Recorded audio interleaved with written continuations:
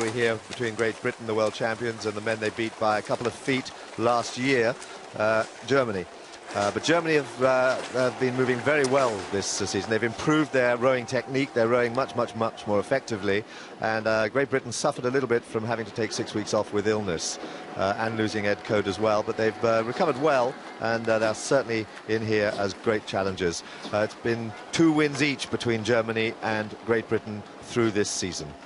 Yeah, there's not been much between them at any stage, and the clock suggests it's going to be pretty close again. But it is, Dan, usually a race of 2 halves. The Germans establishing themselves in the first half, the British coming with a rush during the second 1,000 metres. Well, yes, and Carlo Monati sitting in the stroke seat there for Italy. He's the man who was stroking the Italian for this stern pair, with a stern pair that ran Redgrave's 4 at the Olympics to such a close finish and took the silver medal. He's now taken a year off and is back, but it's these people here who we are hoping to see move through where they like to move through at 1,200 metres. That's when they go right through the field.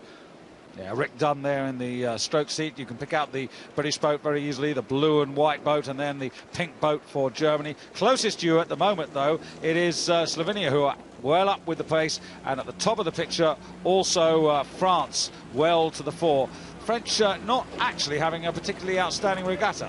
But they're certainly doing a very good job at the moment, because they're heading the field here just that fraction ahead of Germany. Germany at 38 strokes a minute, sitting quite upright but very clean rowing, very well together there. You can see how much better they are than last year. They're very connected there, quite upright, good hard drive with the legs, and Great Britain at 37 just sitting about a length down on them. So a good start from Great Britain. This is more or less where they don't mind to be. They like to be a good, at least in contact at halfway, and then they motor up and move right through. Very cool rowing there from the British. But the Netherlands transferring into the rowing boat from the quad scull, moving well, moving their boat well, and did well to make this final. But Germany now move back through France, and they are about 3/4 of a length up on the British. You can just see the blue of the British boat there in the left-hand corner. The youngsters in foreground there for Slovenia, and the Slovenians after a fast start now just losing touch now as the Germans start to make their presence felt. They are in the lead now, and ahead of the French on the far side. Just inside the French, the Italians, who are ahead of Great Britain, and those are the closest crews. But the Germans with Bernd Heidecker, Philipp Steuer, and then Paul Dienstbach and Sebastian Thormann, they're the men who are in charge at the moment at the halfway stage in the race. This crew put together by Dieter Gran, John West, the man who looks after the British 4, who today are looking to make it 3 in a row, because of course they won the Cox 4s back in 2000. Last year took this title, so they want to complete the hat-trick. Absolutely, and they are tracking the German crew, but it's Italy who've actually still got the second place at the moment.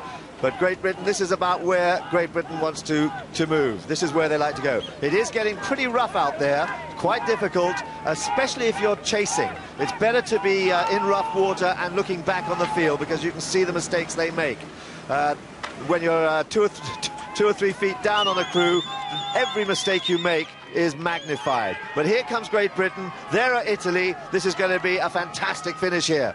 Can Germany hold on? They didn't last year. They were rowed down just in the last part of the race, but here they are now, about 1/3 of a length up on Italy, and Great Britain threatening at 1,400 metres.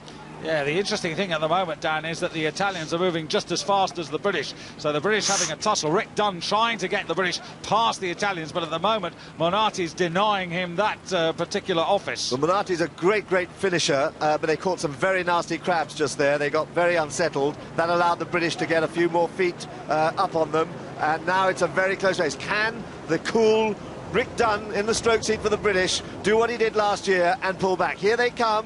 They are now about 1/2 a length down on Germany. Germany been here before. What can they do to hold them off?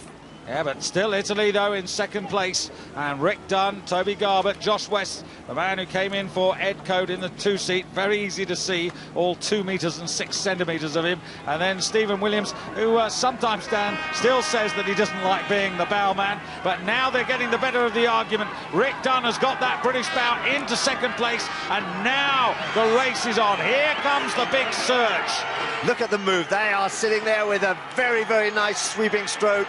The Germans have reacted. They're up to 44 strokes a minute. They are still holding them off. And Great Britain moving through. Great Britain now just a few feet behind, about a metre down. And they've only got about 200 metres, 150 metres to go in this race. Both crews up at 42. Yeah, less than that now, Dan. And the Germans finding that little bit extra. The British, Rick Dunn still bringing that British four ever closer, coming towards the line. It's now just a foot or so, but the Germans answering again. The British, it will be on, no it won't. I thought it was going to be on the surge, but the Germans do indeed get there.